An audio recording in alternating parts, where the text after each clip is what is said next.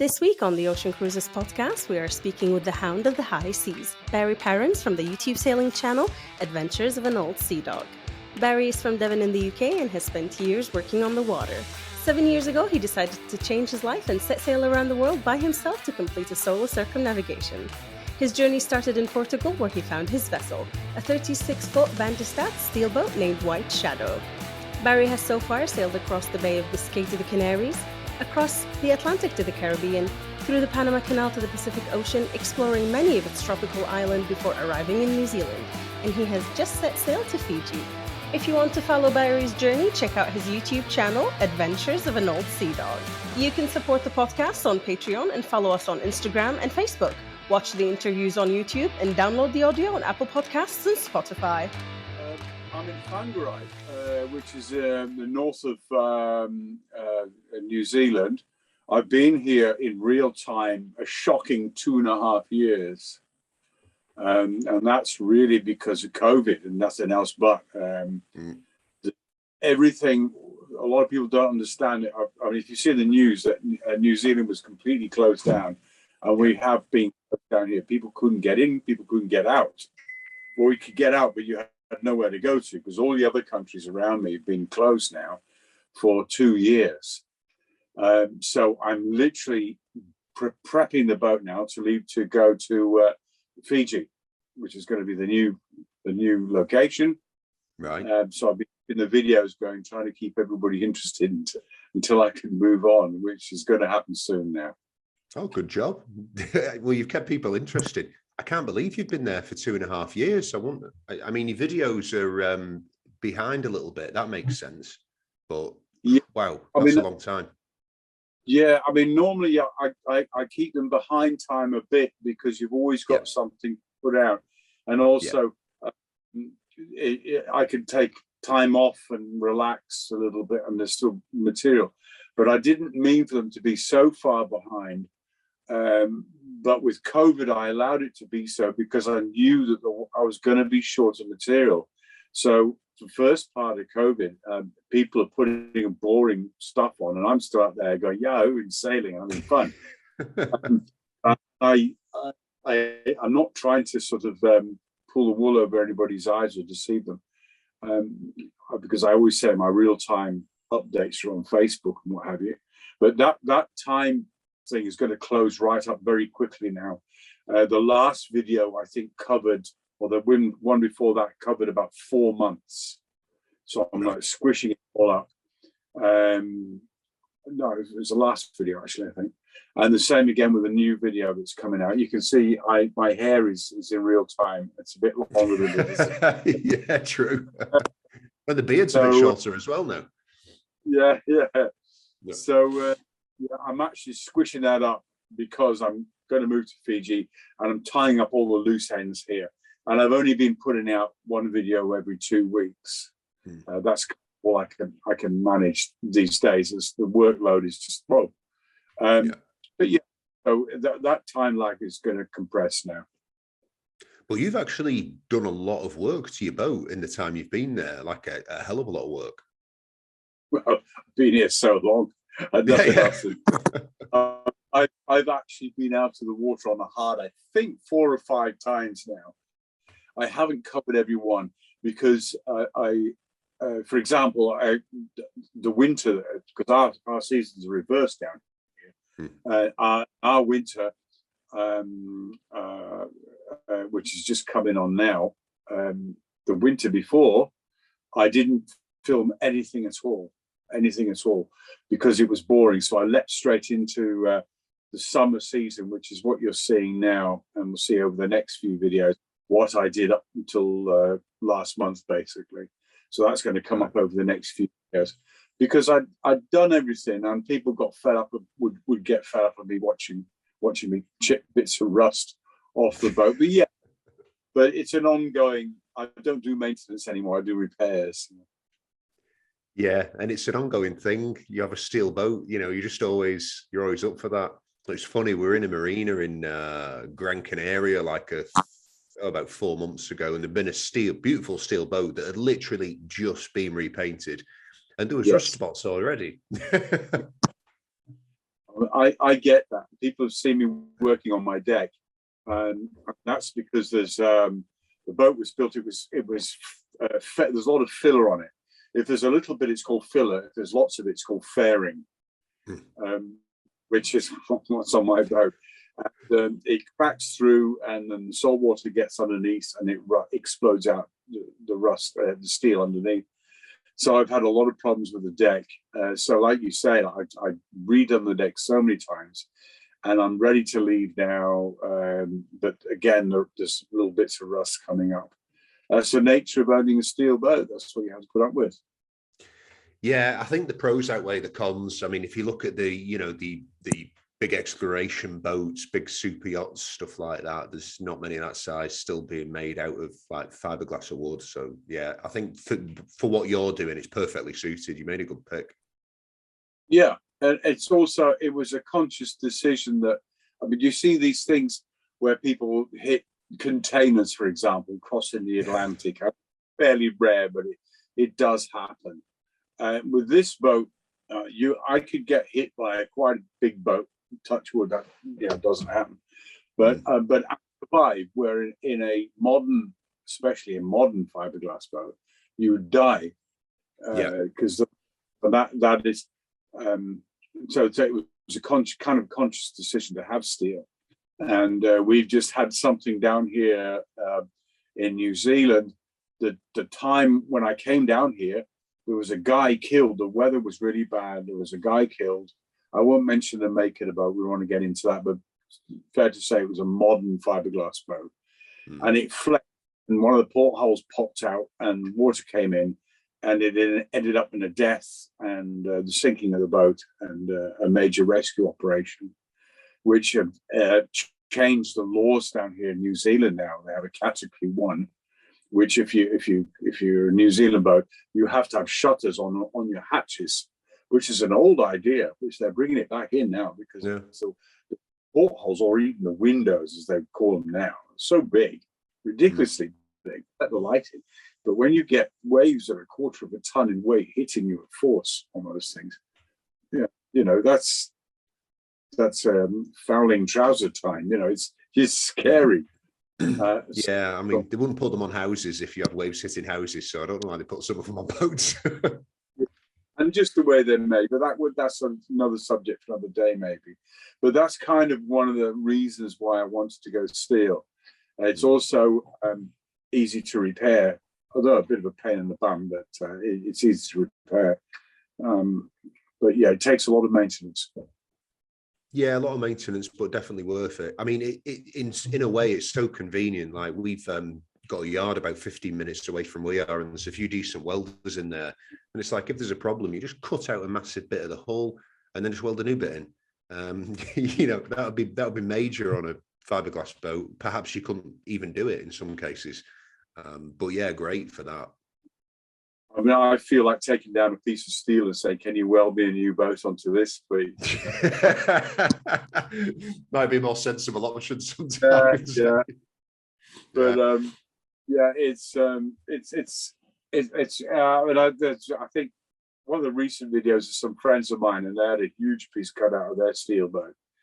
But so far so good. But I've just found some damage at the back of my boat. The water's coming in, and I know. And that's going to have to be dealt with, which is going to involve a lot of cutting and re-welding. But I'm going to wait till I get to possibly Fiji and to do some of that work, where it'll be cheaper to do it. And that was originally the plan, was to get the boat refitted in places like Fiji, Indonesia, where prices are better. New Zealand's a wonderful country, but you have to pay people lots per hour to get the work done. People have to live and pay their bills, which is fair enough. But when you're on a tight budget, these things matter, yeah. What's it like in New Zealand for getting equipment in there for like imported from the EU, or is it different for China? Like, is it simple to get boat stuff? Because I mean, it's literally in the middle of nowhere. It's so far away from everywhere else, New Zealand. Yeah, it is good. The connections are good now. I mean, over COVID, things were different. But put that normal times, and now again, it's getting there. There's a as most people will know, that there's a supply problem throughout the world for microchips and all this sort of stuff, and that has a trickle effect coming into stuff that we use on boats. That having been said, our next door neighbours are Australia, and it's a much bigger population. We've only got 5.5 million people here, so that won't support having everything kind of society. So they have to order from abroad. I mean, it's a global economy, really, everywhere you go these days. But yeah, you can order stuff from Australia. They got a lot of stuff in stock. I just got an Iridium Go because I decided it's time to have that on the boat. I haven't already travelled the majority way around the world.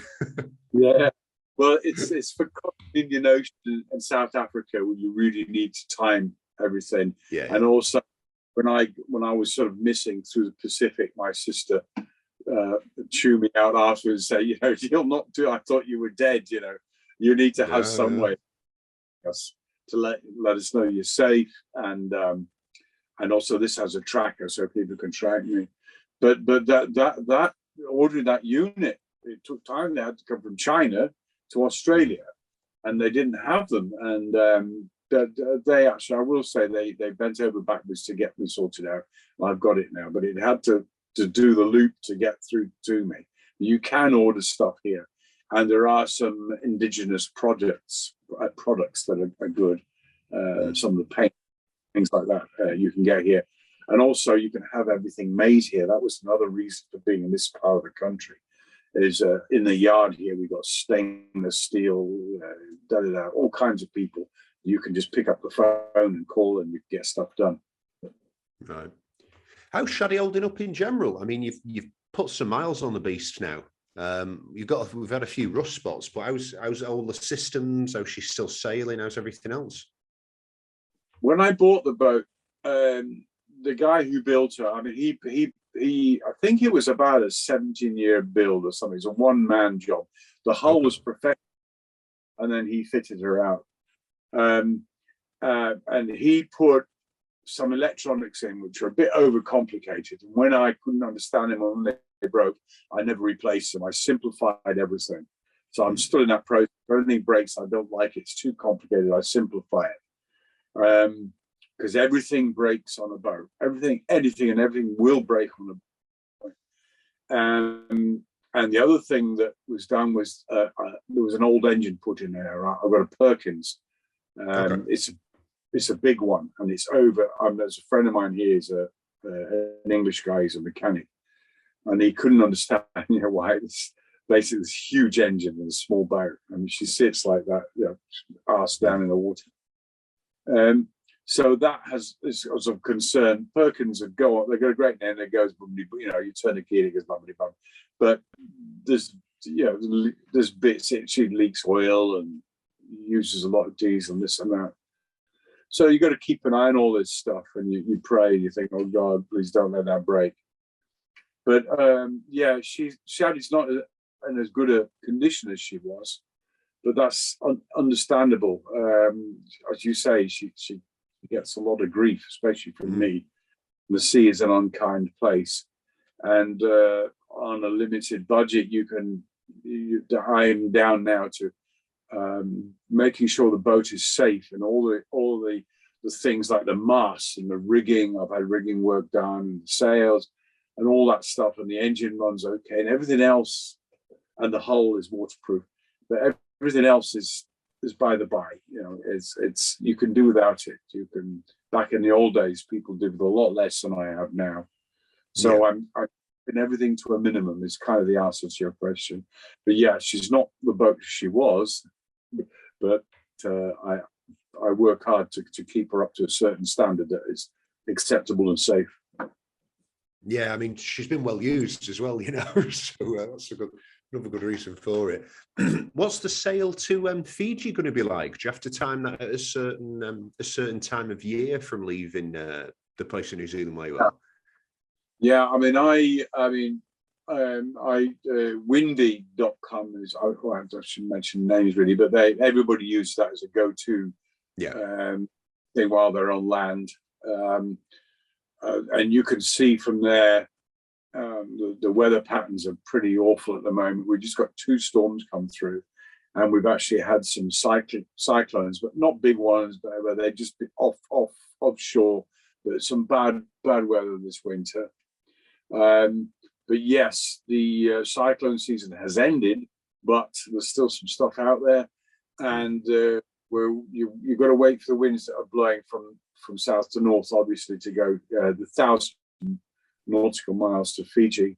And there's been some contrary winds, and there's been like blank spots with no wind in the middle and all kinds of stuff. Some friends of mine went over, and they got a good weather window at the beginning of May. Okay. But at the moment, there's no possibility of leaving the end of next week. But you can't. Nice. The prediction is more than 6 days away, so you can't tell exactly. I mean, 4 days is about as long as you can safely sort of look at it and say, well, that's what it's going to be.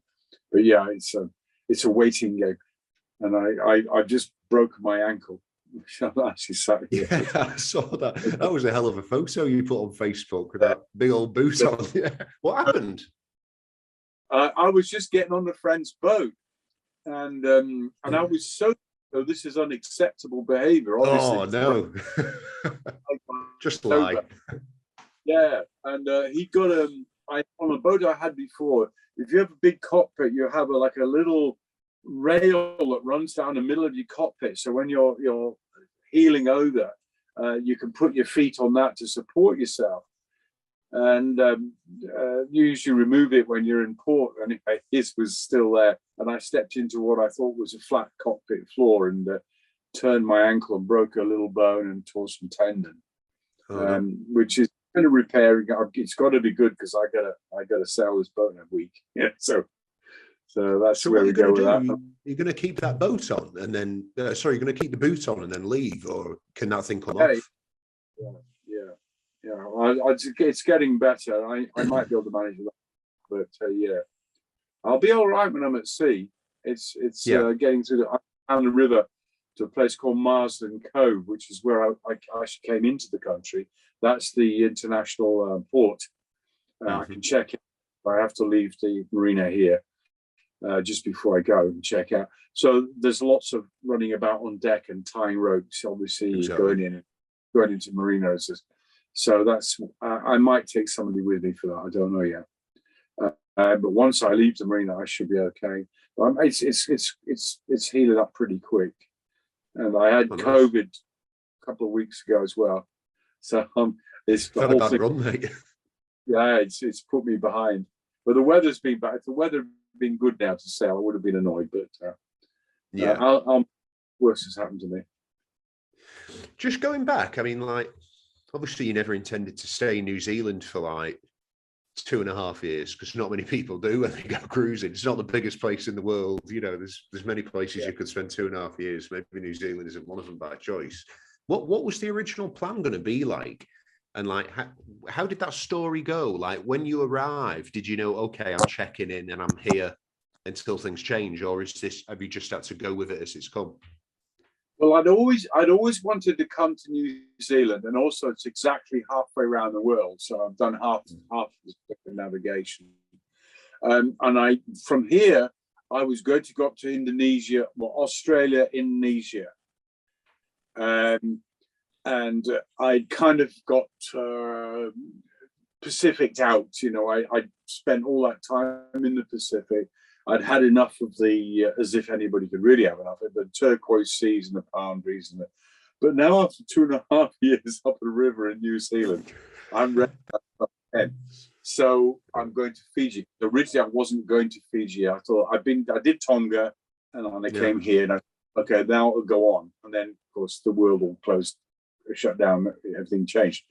But now, of course, and it's not just me; it's the viewers. I mean, I care about the channel, and I love the people who watch the videos, and they deserve to see some exotic places after all this. So no more chipping bits of Rust Valley. Let's have a sandy beach and but yeah. So I need to go there. Right? That's what I'm going to do. It'll be good for everybody. It'll be good for the channel, good for the viewers, good for me, and just to dive off the boat in warm water. It's just fabulous, and it's proper cruising. It's the cruising life I miss, which I've not had here. Was it? I mean, was that even possible in New Zealand over the past 2.5 years? Like, could you have potted around from anchorage to anchorage, or is it like you're in your marina, deal with it? I kind of it's comfortable in the marina. New Zealand is different to what the cruising life you would expect from cruising life in other countries. You can't have a fire on the beach, for example. All cruisers get together in the evening, and you go for beer o'clock or a sundown or something on the beach, and there'll be families. Those the kid boats, with their families, and there'll be a big gathering, and you'd light a bonfire and have a few drinks and a bit of a barbecue, and that kind of thing is what the cruise. But you can't do that here.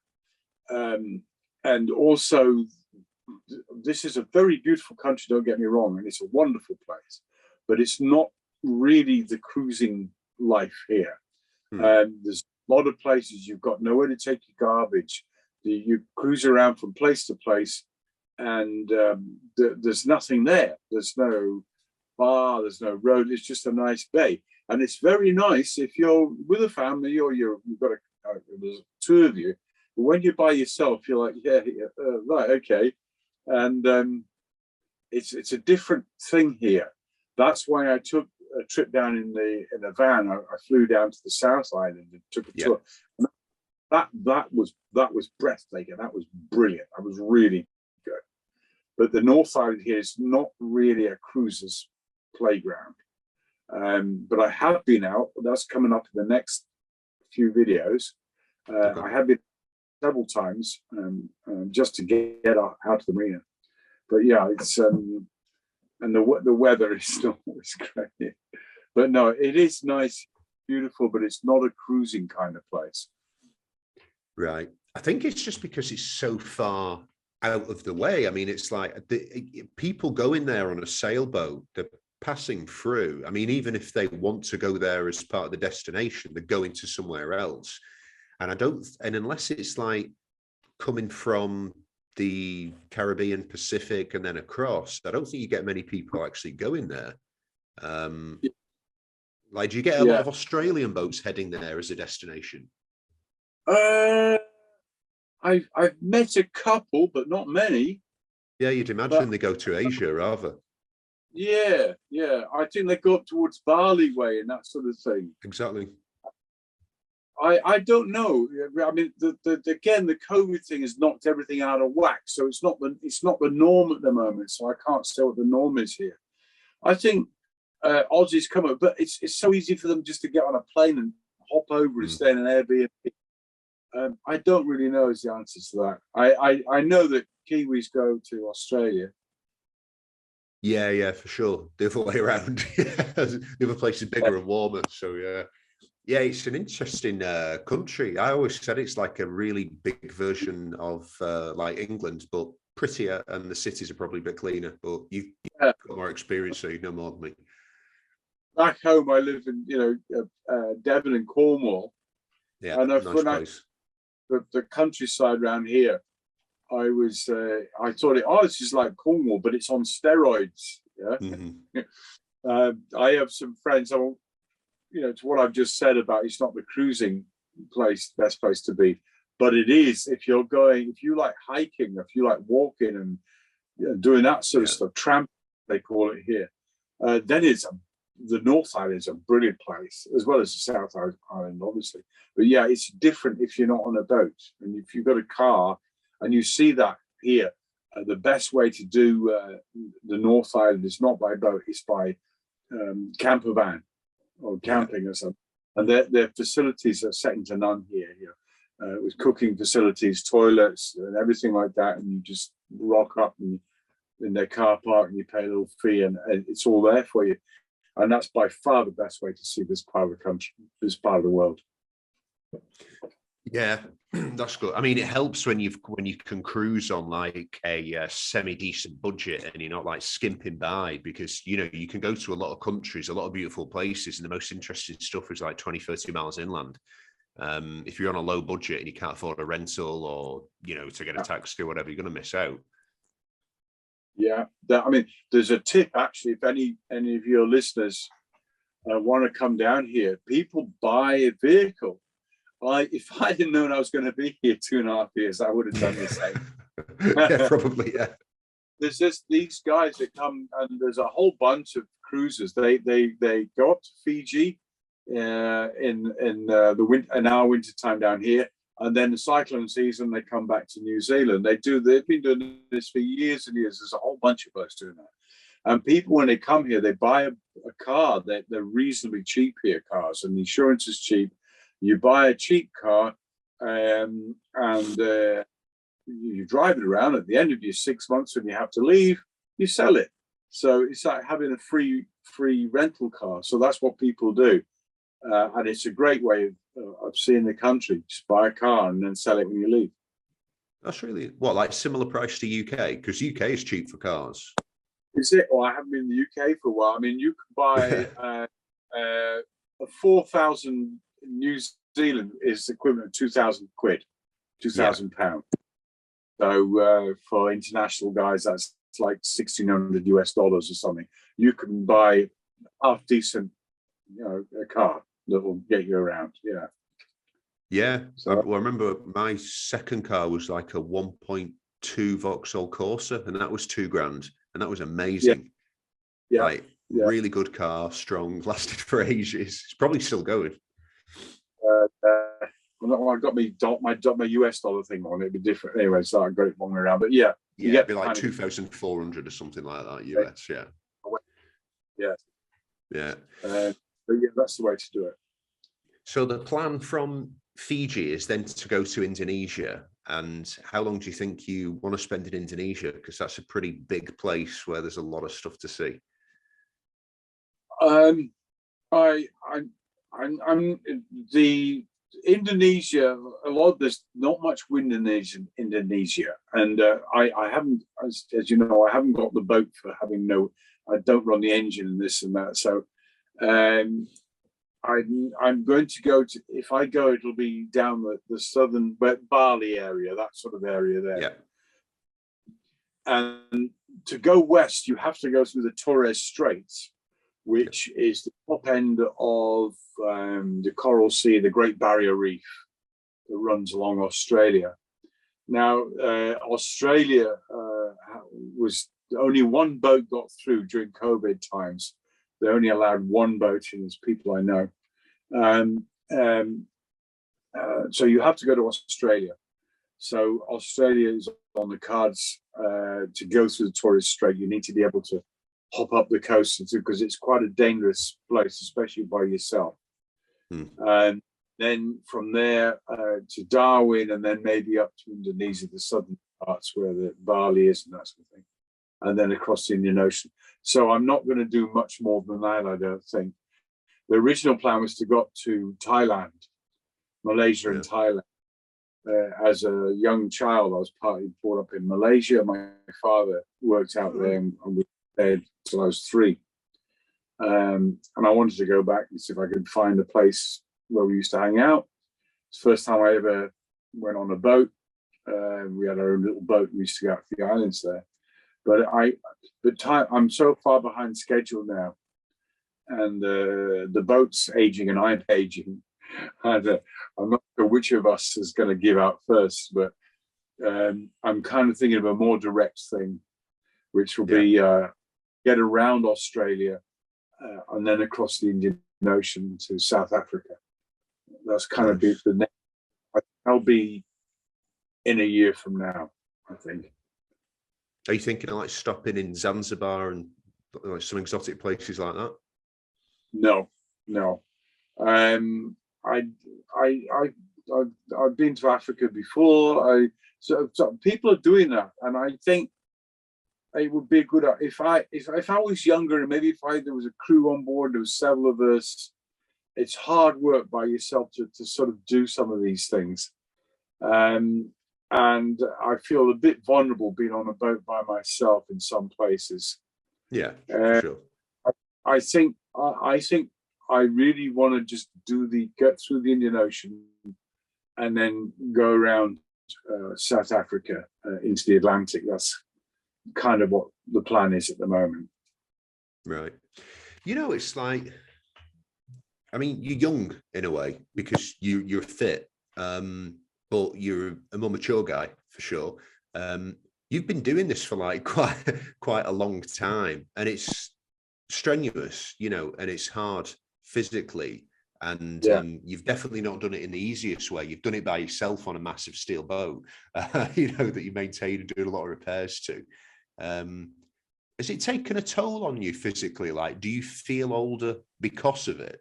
Do you feel like you've aged somewhat, just given, the stress and anxiety that does come with it? I know it's a beautiful thing and it's great to do, but doing it by yourself on a big boat like you've got, it's hard work.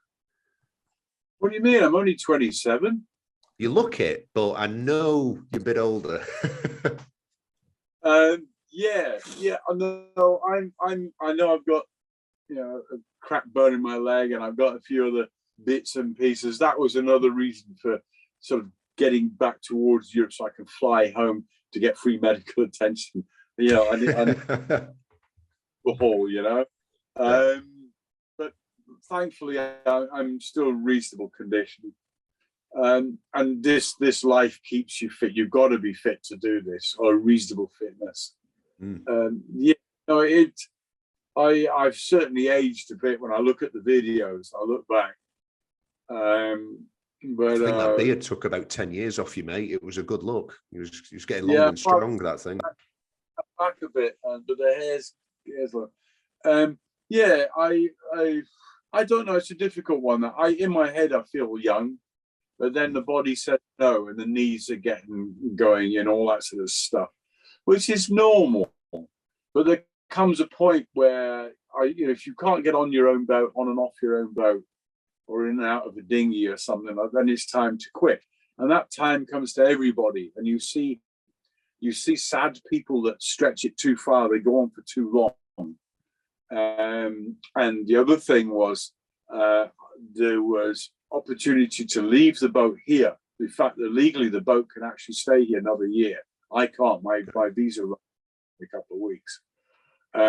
So I could actually fly home and have things sorted out and stuff other things I need to do. But you see these things about people, boats for sale, due to illness, and people don't come back. And I know that if I leave the boat here and fly home, I won't come back. I just kind of know that it's like, so no, I'm just going to keep going. Even if I drop dead, I'm just going to keep going, keep pushing at it, because this is what I'm supposed to be doing. So regardless how I feel, I'm just going to keep going. I like the leg. I hell with it. It's either you're a bit of pain or spend another winter in New Zealand. Yeah, so maybe just deal with another fracture of some sort as long as you're getting out of there. Whilst you're on that, it would be nice to just like go back to the beginning, because I remember, I've watched your videos. I think I picked up on like your journey when you arrived in Spain.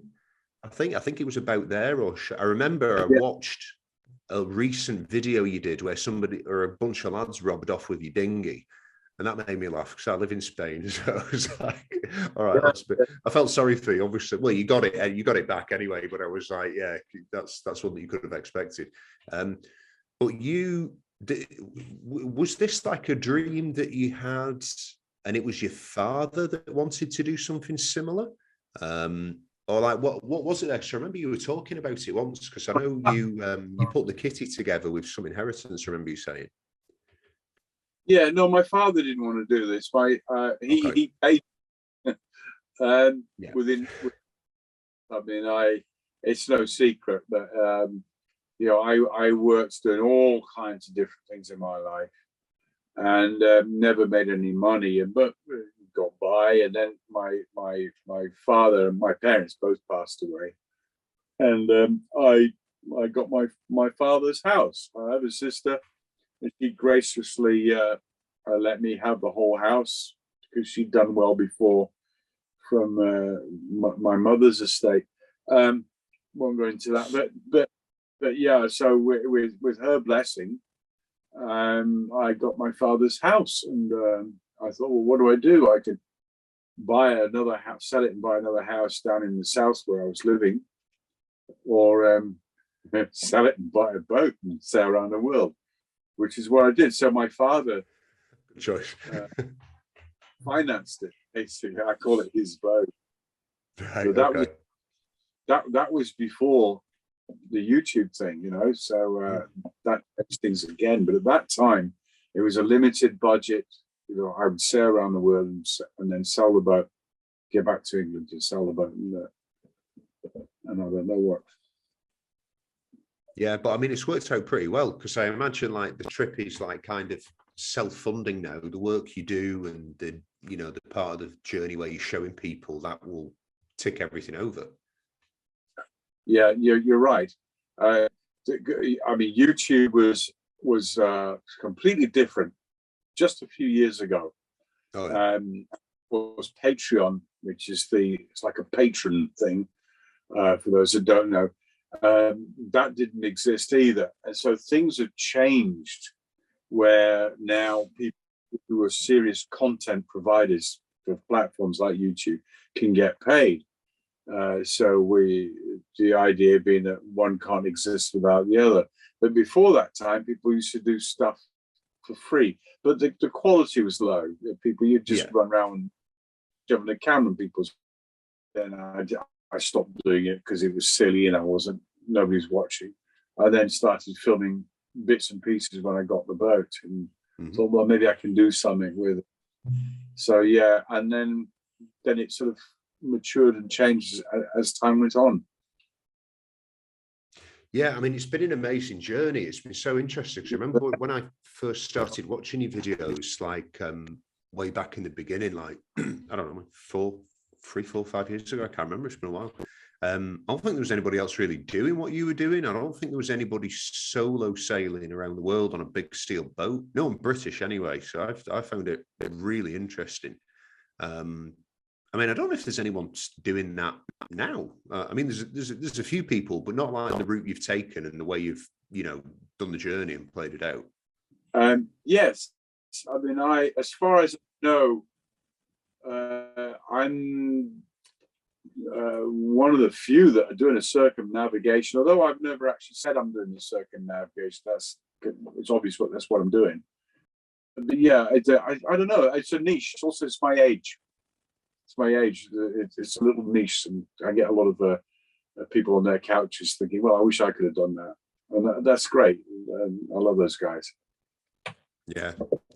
How has it changed? So, like, obviously, you said you never said you were doing a circumnavigation, but that's always what you intended to do. I think that was kind of obvious. That was the goal. It was the mission. Just taking COVID aside, has the plan changed since you first started? Like, did you intend to do the route you did in the time frame you did prior to COVID, or has it, did it evolve as you were going on? I know that you stayed in some of the islands in the Caribbean for a while longer than you intended to because you enjoyed them, or have you kind of stuck to the original ideas that you had? Yeah, no. Yes, I mean the original idea, as I said, is now sort of put back a few years, and I'm taking the shortcut and I'm going to miss out places like Thailand, really for a thing. But yeah, it's going to be about the same. That you can do through the Indian Ocean. You can do a shortcut. Well, it's not really a shortcut, but you can go up through the Suez Canal, which is a big old detour, and then you've got to stop off and do all the paperwork. And I've actually sailed up the Red Sea once before, in another life. But I think I want to do the Cape, go around south of Africa, and I wish I'd done the south of South America. I wish I'd done that, so I'd have done both cases. But that's whatever. And then the only other thing that I really want to do, which I'm still going to do, is stop off at the island of St. Helena, which is in the South Atlantic, for those who don't know, on the way up to Brazil, which is where you aim for when you leave South Africa. My family, my mother's family, come from there. So actually, I actually come from St. Helena, my family. So I'm going to check that out. That'll be brilliant. Yeah, well, I haven't told anybody yet. You're the first to know about that. And then cross the Atlantic. But you can't sail straight up the Atlantic from there back to Europe or England. The wind is against you. You have to do a huge loop around, or you go to the Caribbean, which, why wouldn't I not want to go to the Caribbean? I know, it's not a bad spot to pass through, is it? Yeah. Yeah. So I was going to ask that part next, actually. So, like, once you round the Cape of Good Hope, like, what is the intention then? So you're going to head over to Brazil, stop in St. Helena, and are you thinking of doing Caribbean, Bermuda, shoot across, or are you thinking like the East Coast of the States? Yeah, no, it'll probably be St. Helena and then the Caribbean. Although the course sort of goes to you go up that way, and then it might or might not stop there. Because the seasons will be such that I have to go. You can't go to the north of the North Atlantic, obviously, before May, June, if you don't want to get your ass. So you have to kill time. So come December, you leave South Africa. I think November-ish, something like that. It's all to do with the flows, the seasons, and the currents, the tides, blah blah blah. And it's a lot to get your head around, but it's something like that. Leave South Africa in November, stop at St. Helena, and then you arrive at the Caribbean for December, which is party time in the Caribbean, for those that know. And then come the beginning of the northern summer, you head off across through the Azores and then back to Plymouth. And then I've done it. Then you've done it. Mate, what are you going to do? I mean, I think you were born to do this, and I think you were born to live on a boat. I think it's going to be quite strange for you to turn back up in the UK and check into a house. I never said anything about a house. Right, okay, that's good. Yeah. No, I've been looking if I could buy myself a shoebox or something I could form. Because all my stuff is in my sister's garage and other friends' places, and it would be nice to have somewhere, but who knows? I don't know. No, the plan is at the moment is to I'll probably sell Shaddy. Sorry, Shaddy. And then she'll get love and care from someone who's a relative. That's the way a steelboat ownership goes. You do what you do, then somebody else buys the boat and spends a fortune on it. And the idea was to buy to sail, possibly fly back to Fiji or something, get a boat there, buy a boat in Fiji, or a lot of these places, Indonesia. If you want a cheap, good boat, go to places where people have had enough for them, they're not well or what have you. So there's a plethora of in far off, and then sail locally around there. That's kind of the idea. Who knows? Yeah, that's true. That I sold my boat like 2 weeks ago, and we're going to get one. We're going to get our next boat like start of the next season, probably January, February. And if you look at like Malaysia, Indonesia, Thailand, there's just some amazing deals there. Because obviously people get halfway around the world and they're like, Jesus, this was tough. So yeah, we just need to offload and lail for this thing. But yeah, you can get some incredible deals over at that side. You just got to sail it back if you want to do Europe or the Caribbean. Yeah, I mean, yeah, you're absolutely right. States have actually got some good deal. Well, so yeah, possibly buying a boat in the States and then selling into the Caribbean out there. So all these things are possible. I think I've done what I'm going to do. I don't want to do, and I'll also be too old to really, well, not too old, but I don't want to do long, huge, humongous, scary passages because I know I'm going to get my ass kicked. I know it's going to be all kinds of like things coming up. But that's just the nature of there. And this is a good boat. Apart from all our faults, so this boat has kept me safe, and will continue to do so. And I'll be upset the day I sell her, but that's just the way it goes. Yeah. So no, I don't see myself sort of sitting on my arse reading yachting magazines in a house somewhere for the rest of my life. No. I don't think anybody sees you doing that, mate. I don't think anybody would pitch you doing that. Right, so here's an interesting question. So you're going to get rid of the Shadmeister, and then you're probably going to get something a little bit more lightweight if it's just going to be, you know, popping around here and there. Have you had any thoughts about that? No, I mean, I see deals coming up. Plastic boats tend to be expensive, though. So, but do I really want another steel boat? No. Because I said before, it's a lot of maintenance, and you get to a point you don't want to be upside down in the bilge, you know, scrunching your hand into a tiny space, doing up a nut and all this sort of stuff. Rich enough to pay other people to do it. That's partly why I want to do a refit in a place that they're lower than they are here. I mean, the service is great. Don't get me wrong. I'm not been in any way nasty to the. It's great here, but you have to pay, like the same as it is in Europe, really. You know? Yeah. Deal. But there is some great. That's why one of the reasons I want to go to Thailand is to get all new sails and canvas worked. I mean, that's not going to happen now. But I've got a couple of good deals here, so that's got sorted. Yeah, so, but I don't know. Fiberglass is great for low maintenance. That's for sure. Yeah, I mean, if you're not doing any ocean passages and you're just pottering around, it definitely makes the most sense. You know, they're easier to handle. It'll go a lot quicker. Probably easier in lighter winds as well. I mean, I imagine you need a fair bit of winds to actually get that thing moving. Yes. Yeah. Yes, you do. I just, in fact, there's a video coming up soon where I crack out I've got a cruising chute on board, and it's been on board for 7 years. I've never used it. And it's brilliant. It's now my favorite sail. So I've got it all rigged up ready to sail to you the next time the wind is low. And but you're right. This boat will not move. And I remember that when I first bought it, I got sail. I said, "Why are you moving?" It's just sat there. And I'm not a good sailor. I mean, back in Plymouth, I used to do a little bit of racing, and that's not my thing. But I used to go with friends because there was a good after, you know, back in the yacht club afterwards was always a good do sort of thing. Yeah.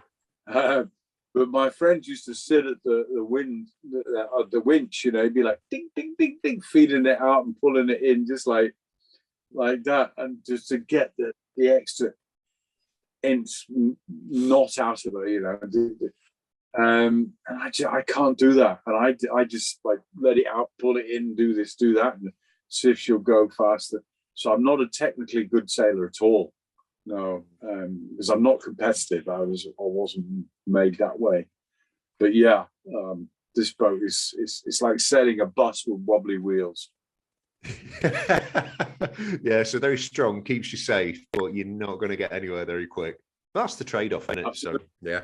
Well, listen, Barry, thanks for the chat. Really appreciate it. I'm sure everybody will be really happy to listen to you and learn a bit more about like your journey and what's going on. And best of luck, mate. Well, thank you so much, and I'm sorry it took us so long to connect. Things just keep happening. But yes, no, thank you very much. Thank you for having me along. All the best. Good.